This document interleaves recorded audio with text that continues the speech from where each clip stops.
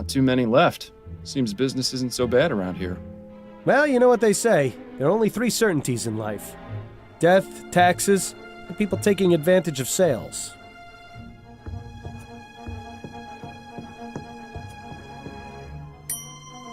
Be right there. Oh, hello, gentlemen. I must say you caught me by surprise. I was preparing to close soon. May I help you find anything? The flowers in the center display are half price this week, and I have a special on chrysanthemums today. Or perhaps a custom bouquet for the special ladies in your lives? I have no need myself, but maybe Adelaide would appreciate a little something. Eh, Miles? Those peonies in the corner look nice. I'm afraid we're not here as customers tonight, ma'am. We'd like to have a word with the proprietor. Is he in? I see. I'm Cecilia Handbook, and this is my shop. What can I do for you, gentlemen? I'm Detective Miles Fordham, and this is my partner, William Legere. We received a report of a burglary at your store. A report? From whom? I never contacted the police before, and I didn't this time, either. It was made anonymously, but are you saying this isn't the first time it's happened? Correct. It's happened 3 times. But considering the police hardly care about the daily muggings and vandalisms around here, I didn't think they would be interested in something so trivial. Well, we're here now, and we'll do all we can to help you. We'll have to see about that. If you wouldn't mind, Mrs. Handbrook, I'd like to ask you a few questions. Very well, Detective. Could you give me the details concerning the burglaries? About 3 weeks ago on Monday, I noticed that my order of Easter lilies was missing. At first, I thought nothing of it. Sometimes certain types of flowers are unavailable or arrive in poor condition. These things happen. Then 2 weeks ago on Wednesday, it happened again. But this time, I noticed something rather odd. Go on. When I opened the shop, there were 6 crowns and 10 shillings on the counter. That's exactly the cost of 2 orders of lilies. Last Friday, it happened yet again. The lilies were missing, and there was payment for 1 order on the counter. I believe that someone has been breaking into my shop after hours, taking the lilies, and leaving money behind. How unusual. Have you found any evidence of a break-in? No, the front door is always locked. My assistant Trevor and I are the only ones with the key. Are there any other points of access to the building? The upstairs windows, I suppose, but I make sure to keep them locked, and neither of them have been broken. Would you allow us to have a look upstairs? Is that really necessary? I was just about to close up the shop. It won't take but a moment. Fine, I suppose you may, but please, don't dally too long.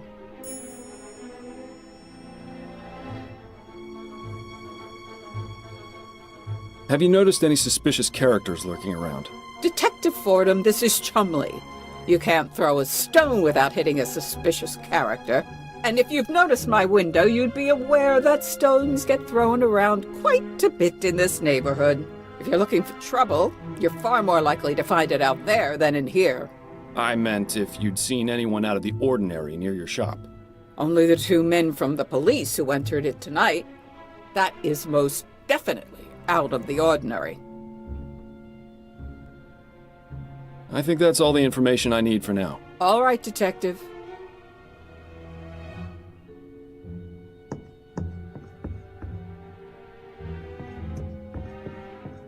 Interesting choice of decor in here. Perhaps it wasn't always used as a storeroom, although I can understand why it would have been converted. Yeah, it is rather drafty in here. A rather distinguished-looking gentleman. Reminds me of Captain Snelling, if he ever smiled. A young lady.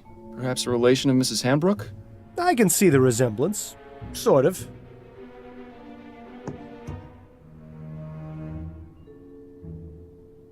Interesting. There's a gap between the window and the frame here. No wonder it's so drafty in this room. The window latch. Securely locked. I wonder. What are you thinking, Fordham? That it's time for an experiment. I'm going to need a tool, however. Something long and thin should do the trick. Shouldn't be too hard to find something like that around here.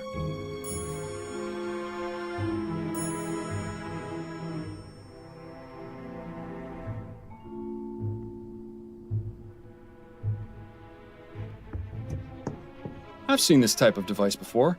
It's a special container for growing plants. Specific temperature and water conditions can be adjusted. Seems to be empty right now, though, and judging by the dust, it hasn't been used in a long time, if ever. It seems Mrs. Hanbrook isn't too fond of steam tech, or just doesn't understand it.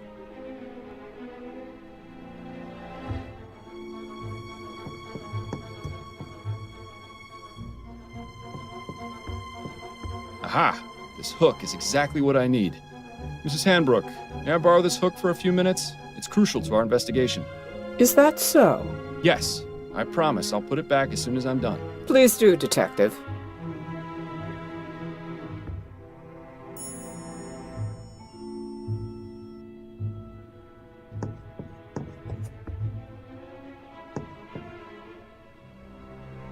Good. Bill, it's time for our experiment. And what is this experiment going to be exactly? Simple. I'm going to see if this hook can get me inside the shop.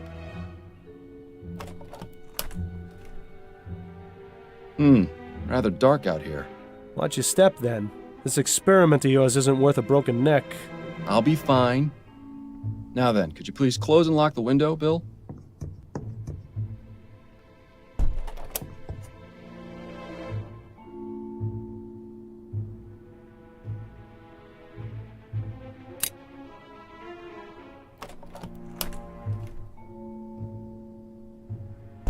Well, I'd say this is fairly incontrovertible proof that the building can easily be broken into without arousing suspicion. Where'd you learn how to do that, anyway? You taught me, remember? Nah. Are you sure it was me? Positive. We were a few pints in at the Angel about 5 years ago, and you decided I should learn how to pick locks. What else have I taught you how to do while drunk? That would be telling.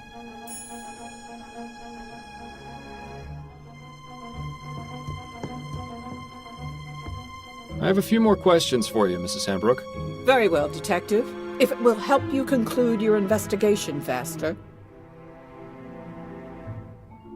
Mrs. Hanbrook, were you aware that there's a gap in the frame of the small upstairs window? Is there? I only go up there to check that the window is locked. I've never noticed a gap. Are you suggesting that's how the burglar is entering the store? Precisely. I believe the burglar is passing a tool through the gap and using it to unlock the window. Oh my!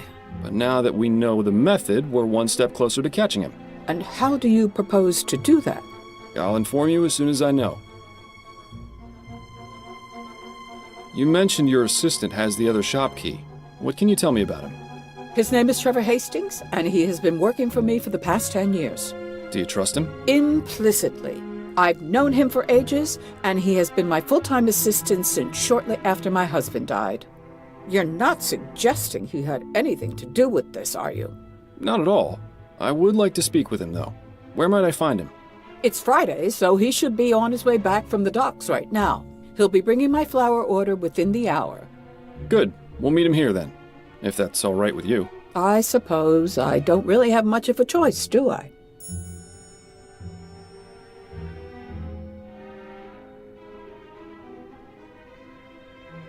So this burglar has been paying for the stolen goods? That would appear to be the case, yes. I really don't think this could even be considered a crime. That's one of the reasons I didn't bother reporting it to the police. And the other reasons? Oh, I think I've already made those quite clear, Detective. Have you been in business long? Yes, I opened this shop 30 years ago, along with my late husband, David. But the past 10 years, I've been running things on my own. Don't you feel unsafe being here by yourself so late into the night? Detective, when you've lived in this part of town as long as I have, it takes quite a lot to scare you. I think that's all the information I need for now. All right, Detective. Well, Bill, hope you brought something to read. Looks like we'll need to wait around for a bit. So much for getting to the Angel before they run out of ale.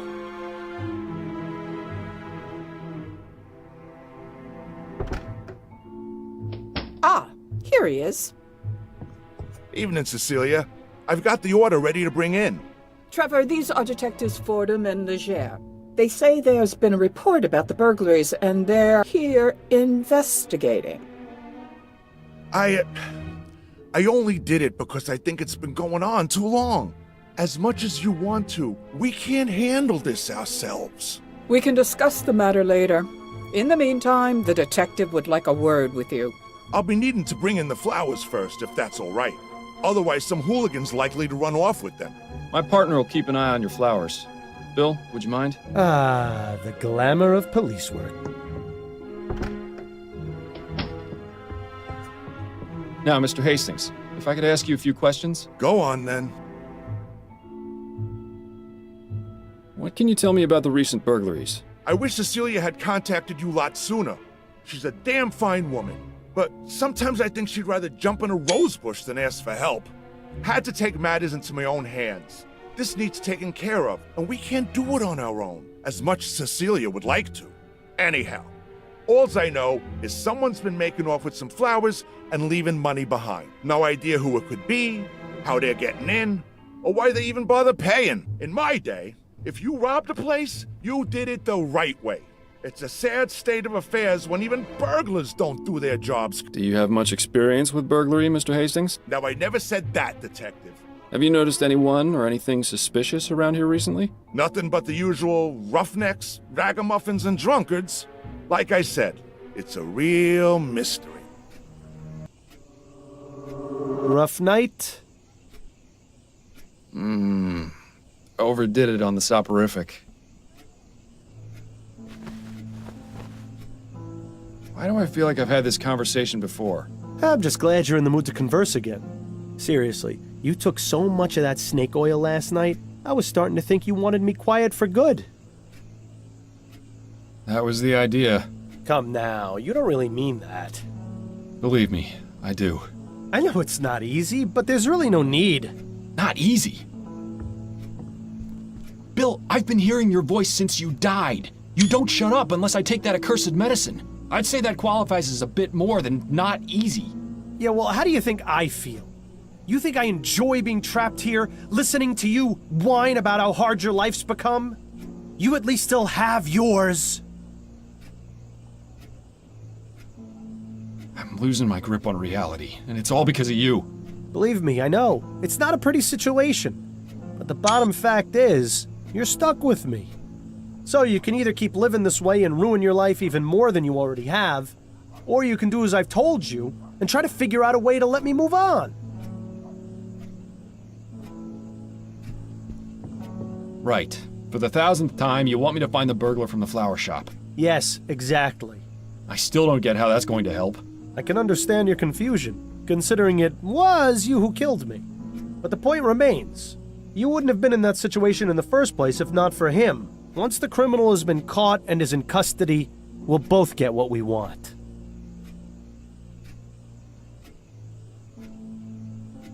Justice? More than that, you'll have that elusive thing you always wanted to give others. Closure. You do realize the trail's pretty much frozen at this point. Our man has seemingly vanished into the ether. That's no excuse not to keep trying. I know the cases Upton's been giving you these past few months haven't been the most thrilling, but they've at least kept you active. So just keep at it. Something has to turn up eventually, unless, of course, you want to wind up in Riverview Asylum. And if that happens, I'm really not going to keep quiet. Fine. Good man. Now, I suggest you stop talking to thin air, or Adelaide's gonna start wondering if you've gone mental. Or just maybe, she'll stop wondering. Very funny.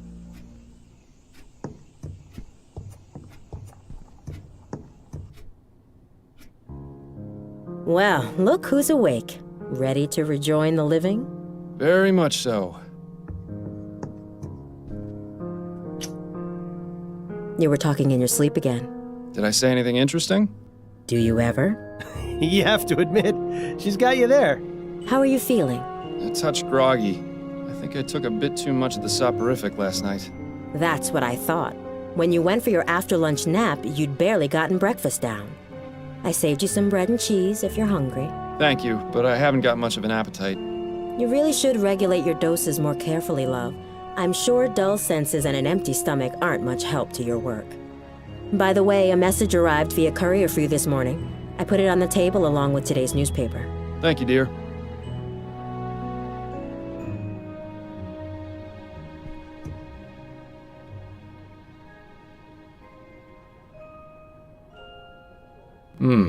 Upton says she's got a big case for me. Does she go into any more detail than that? No, but then you know Upton.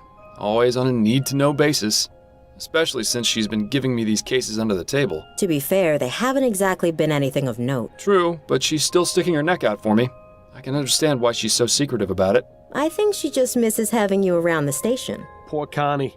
With you quitting and me dying, she must be bored stiff at work. Anyway, I'm supposed to meet her at the ruined coffee house. That can't be right. It's not like Constance to make mistakes. She must have gotten in somehow. Guess I'll head over there and see what she's got then.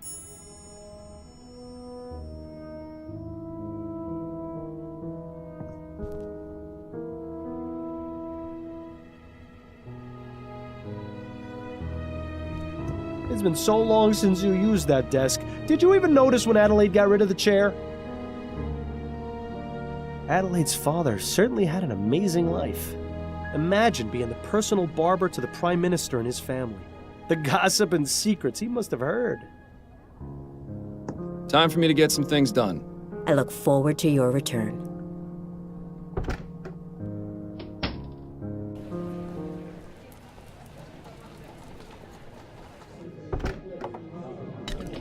Ah, the Rouen Coffee House. Worst Java in Lamplight City, but there's no better place to overhear all the rumors and gossip in town.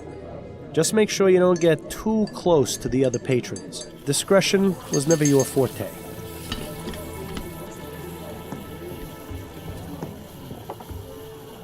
If it isn't my old friend, Upton O'Good. Hello, Fordham. It's good to see you. How did you get them to let you in here? It's rather simple, really. The owner and I have an understanding. He pretends women are allowed in coffee houses, and I don't report his unsavory business practices to Chief Snelling. Sounds like a good deal. What sort of unsavory business practices are we talking about? Oh, we haven't got time to get into that now, but take some advice. Don't order anything that isn't water. I got your message. What's going on? It's time for you to join the big boys again, Fordham. Your days of finding lost cats are over. So stop teasing me and tell me what it is already. Do you know Madame Laura Dupre? Laura Dupre. She's one of those Gascon Grand Dames, isn't she? That's right. I'm surprised you've heard of her. I didn't think you cared about those types of people. I don't, but Adelaide has several of them as clients. She gets paid to pretend to care about their lives, and I get to hear the sordid details. Madame Dupre died the day before yesterday. Her funeral was held this morning. My condolences. But halfway through the service, the mourners heard a loud knocking coming from inside her coffin. She wasn't dead? Apparently not. Nearly interred alive, although her doctor swears she had no pulse. Dupre's son Andrew was quick to suspect foul play. He accused a man named Albert Martin, and the police arrested him. So where do I come in? Sounds like the case has already been solved. I strongly suspect that Martin is innocent, especially considering the talk of him having used black magic on Dupre. The police feel they have enough evidence to convict, so they're not bothering to investigate any further. You're going to look into it and see if I'm right, then find the person who was really behind it. Has Madame Dupre recovered from her ordeal? I'm afraid not. Apparently she's been catatonic since they pulled her out of the coffin. How unfortunate. If you'd like to question Mr. Martin, he's being held at the Bow Street Jail. Or you could take a look around his house. It's at 451 Compton Street in Worcester. And the Dupre home? That's at Emmeline and Comtesse, right across from the old Angeline convent. It's also possible you might run into the police during your investigation, since they're technically still on the case. Thanks for the warning. Was there anything you wanted to talk about before you get started? Yes, actually, I had a couple of questions. Let's hear them then. Don't suppose there have been any developments regarding Bill's murder? Unfortunately not. The department hasn't exactly been focusing on that case as a priority. The general attitude is that it was an accident. Bill died an honorable death. Would have been nice if they bothered saying that at the funeral. And of course, there are still those who blame you for his death, Snelling being the first and foremost. But the man who really caused Bill's death is still out there. Yes, I know, but it looks like you're on your own if you want to find him. My hands are tied. I can only ask around so much before the higher-ups get suspicious. Just don't give up. New Britannia may be a big city, but the criminal world is surprisingly close-knit. If you find any connections or leads during your other cases, be sure and let me know. I'll do the same if I find anything out. See, she has her priorities straight.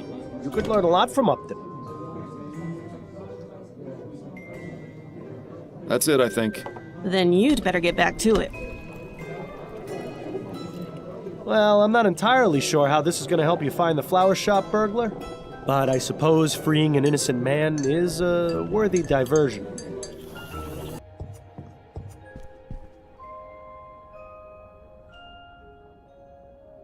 It seems this case is rather urgent. She wants me to meet her as soon as possible. But didn't you just take your soporific? Are you going to be all right to go? It won't kick in for another hour or so. Should be plenty of time. All right, I'm going to bed then. Good luck, dear. Good night, Addie.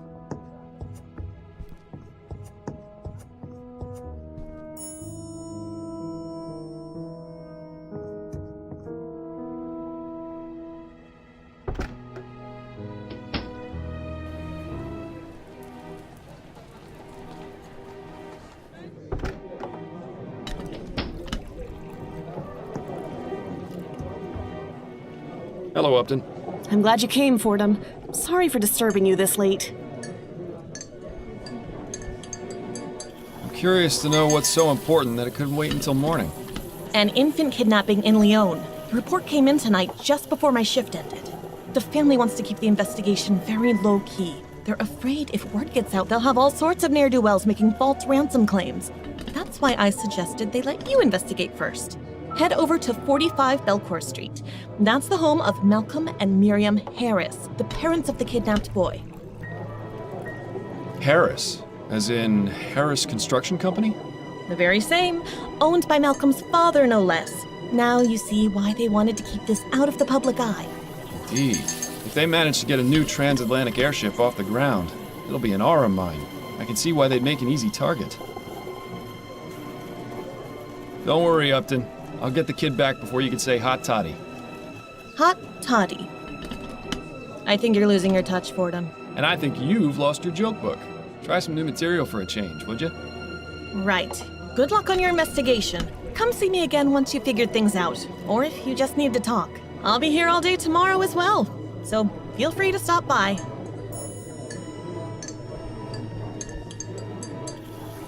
All that metal and tubing just to serve a hot cup of coffee? Self-Portrait as a Desperate Man by B. Calvert.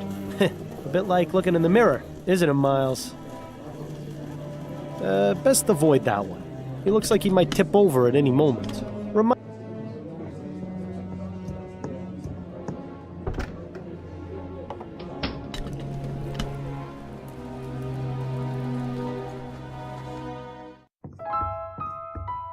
Mr. Miles Fordham is here to see you, sir. Very good, Mr. Havelock. Send him up.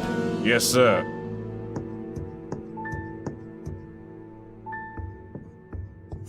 Good evening to you, sir. Good evening, Mr. Fordham. I'm Malcolm Harris. I'm terribly sorry to hear about what's happened, Mr. Harris. Thank you, Mr. Fordham. You were very highly recommended by Miss Upton. She said you'd be able to solve this faster and more discreetly than the police. I admit it's a rather unorthodox approach, but we're desperate. I understand. I'll do all I can to find the kidnapper and bring your son back unharmed. If you'd like to examine the nursery, it's just through that door to the left. I'll ask you to please try and keep quiet as I just sent my wife to bed. Her nerves are rather shot, you see. Yes, of course.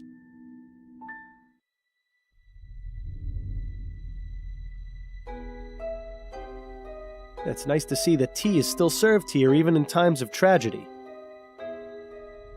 I know the hand and waistcoat pose are supposed to look stately, but to me it always looks like the person is scratching themselves.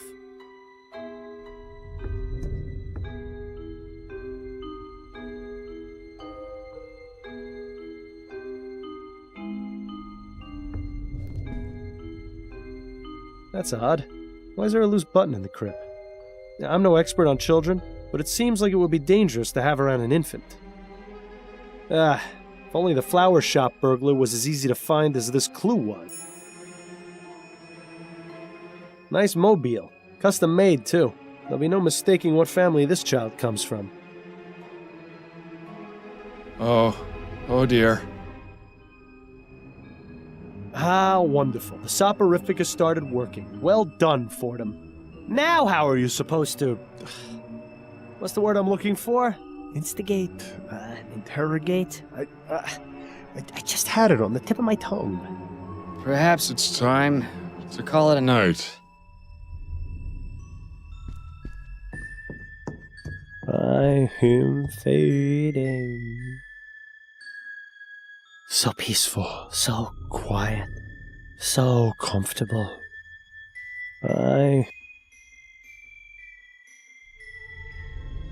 That's interesting. But sleep is more interesting. So peaceful, so quiet.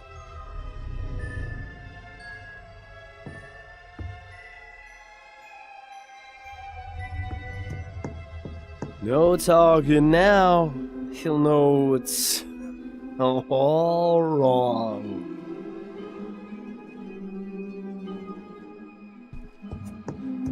Well, Mr. Harris, I believe I've done all I can for right now. Did you find anything? Yes, I believe I have some leads I can pursue. But the most important thing to do in cases like this is wait to hear from the kidnappers. I'll be back tomorrow morning to continue my investigation and ask you and your wife some questions once you've had time to calm down a bit. In the meantime, I suggest you stay here and get some sleep. We'll all need it.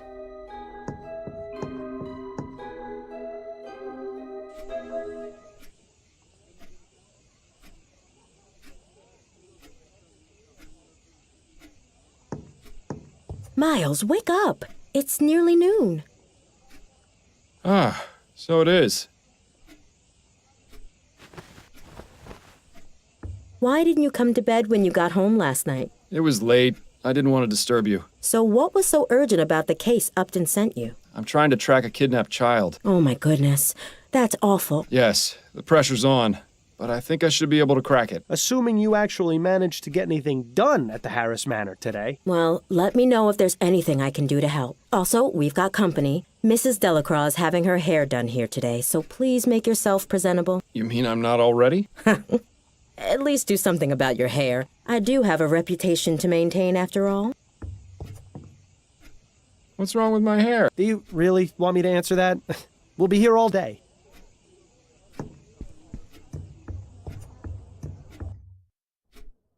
And then he said, "Oh, hello there. I don't believe we've met." Mrs. Delacroix, this is my husband, Miles.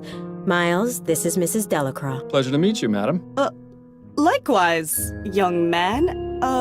Pleasure. Is everything all right, Mrs. Delacroix?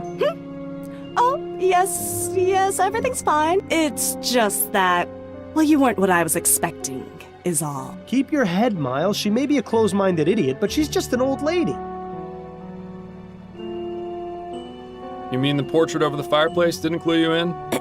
Now then, Mrs. Delacroix, what was it that you were telling me about Mr. Delacroix and his dog? Oh, yes. So, Harold came in and said... Impressive. She got off pretty easy. I was expecting a repeat of the Parsons incident. You should give Adelaide a kiss on the way out, though, just to make the old bat feel extra uncomfortable. She can get as painted up and coiffed as she likes. It's not gonna fix the ugliness inside. Addie? Not right now, Miles. I'm busy. We can talk once I finish with Mrs. Delacroix.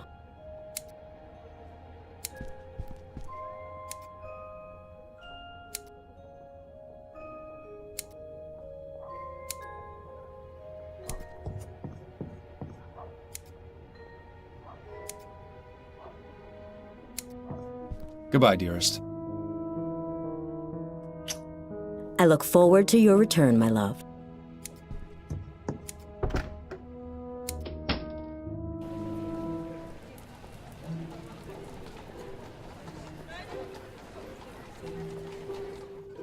Remind me, Miles, how is finding some rich people's kidnapped baby going to help us track down the flower shop burglar?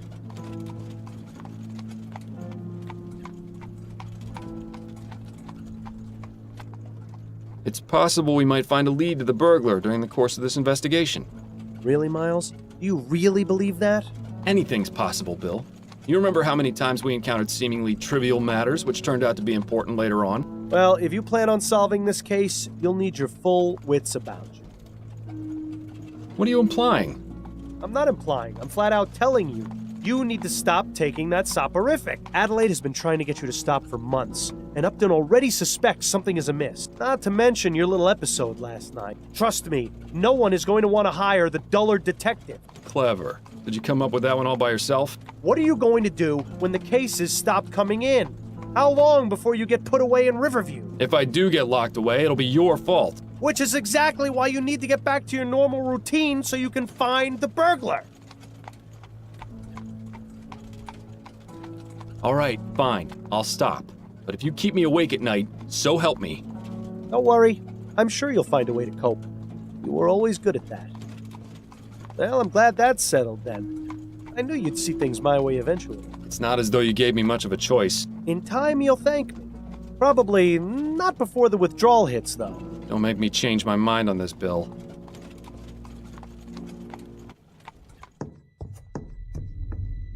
Mr. Fordham, you're back. Allow me to introduce my wife, Miriam. Hello. A pleasure, Mrs. Harris. I wish we could have met under better circumstances, but I assure you I'm doing all I can to find your son. Thank you, Mr. Fordham. Mr. Harris, has there been any communication from the kidnapper? None at all. Well, I'll have another look around, if you don't mind.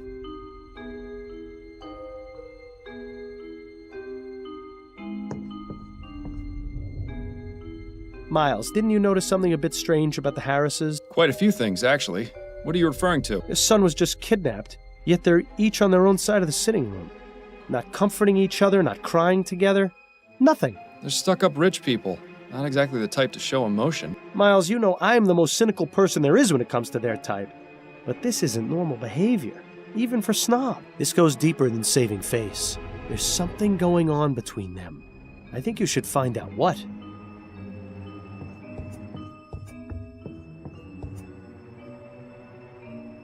Interesting. This fabric looks as though it came from a garment of some kind. Huh. There's a small emblem sewn onto the side of this piece of fabric. It just says SS. Somebody's initials, maybe? Be careful not to cut yourself, Miles. Probably won't be another year or so before the child gets any practical use out of those blocks beyond putting them in his mouth. Look, you can see the balcony extends all the way around the side of the manor. That would make it rather easy for someone to access this window from the outside. No evidence of what was used to smash the glass, though.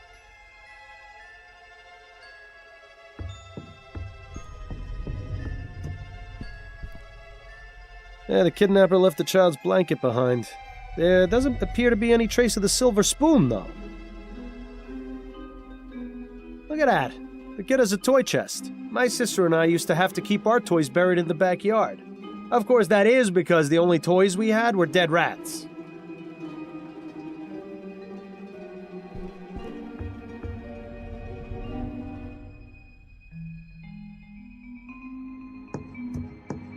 I have some questions for you, Mr. Harris.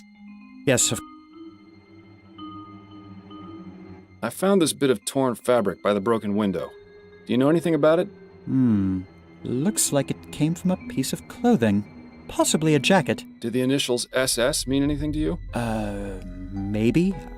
I can't really You'll have to excuse me, Mr. Fordham. I've got quite a lot on my mind right now. If I can think of anything, I'll be sure to let you know. Tell me everything you can about the kidnapping. I don't know much. I was out last night while it happened. Where had you been previously? I was out with friends. My wife can verify the time I arrived home. Wait a minute. I know this attitude all too well. This man is hiding something. Most likely from his wife. I doubt his voice is from beyond the grave, so the question is, what's his secret? Tell me about your son. Charles is a good boy. Very quiet. Miriam had wanted a child almost from the moment we married. You know how women are when they have their hearts set on something. I saw no need to rush, but...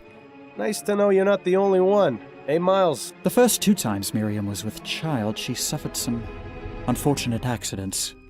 She was devastated, as you can imagine.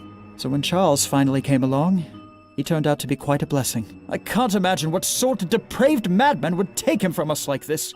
You must find him, Mr. Fordham. I intend to, Mr. Harris. I found this button in your son's crib. Does it look familiar at all? No. Not at all. Do you think the kidnapper might have left it behind? It's a distinct possibility. Tell me about yourself. There isn't much to tell, really. My life has been fairly well publicized in the newspapers. Let's pretend for a moment that I skip over the society pages. Well, I'm an investor. My father Clyde runs Harris Construction Company, which I will someday inherit. Any other details about me are fairly trivial nonsense, I think. Those are all the questions I had for now. All right.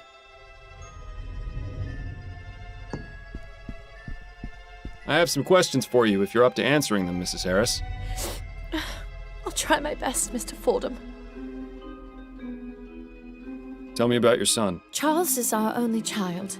He's such a good boy. Never makes a fuss. Always very sweet. Oh, Charles, you must be so frightened out there without your mother. Oh, please, Mr. Fordham. You have to bring him home. I'll do my best. I found this bit of torn fabric by the broken window. Do you know anything about it? No, I've never seen it before. Do you think it was left by the kidnapper? Perhaps. Did the initials SS mean anything to you? No, I can't think of anyone or anything I know with those initials. I found this button in your son's crib. Does it look familiar at all? No, I don't recognize it. It looks like it came from some cheap coat. Is that what the ruffian who took my baby was wearing? That's what I'm trying to determine. Tell me what you know about your son's kidnapping. Oh, my poor baby! Mrs. Harris, I know this is difficult, but I need as much information as you can give me so I can bring your son back. Yes, you're right. I have to stay strong. For Charles, it happened sometime between 6 and 8 last night. I think both my husband and I had gone out. Charles was in the care of his nanny, Mrs. Davis. I arrived home first, around 8:30, and that's when I found this scene in the nursery, as it was. And what was it you found? Mrs. Davis, unconscious in her chair, the broken window, and Charles missing from his crib. Malcolm arrived home shortly afterwards, around 9, and then immediately sent our butler, Mr. Havelock, to notify the police. We stayed up waiting for any contact from the kidnappers, but there was nothing. Your husband mentioned he was out with friends last night. Where were you? Oh, I was visiting with some of my friends. We gathered at one of their homes for a concert. It seems hiding something from your spouse is an activity both Harrises partake in. Can you think of any reason why your son would be a target for kidnapping? It could be that someone wants our money, or some lunatic who's angry about the new airship. My husband's an investor, and my father-in-law owns the company building it, you see. I just don't know, Mr. Fordham. Frankly, the fact that something like this could even happen is just terrifying. What can you tell me about Mrs. Davis? Well, she's worked for us since Charles was born, a little over 6 months ago. How did you come to employ her? Malcolm's mother had a friend whose daughter she used to care for. She came highly recommended. We've never had any problems with her. She's always been a dream. Where is she now? In her room, I would guess. With Charles missing, there's little for her to do. Where might I find her room? There's a small building just around the back of the manor. Hers is the 4th door from the left. That's all for now, Mrs. Harris. Very well.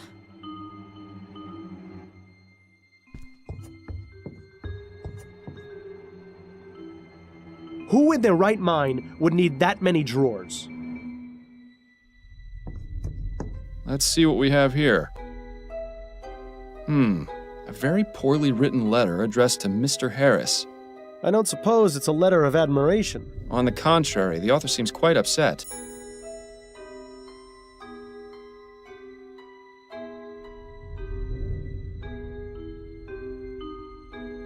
Fancy.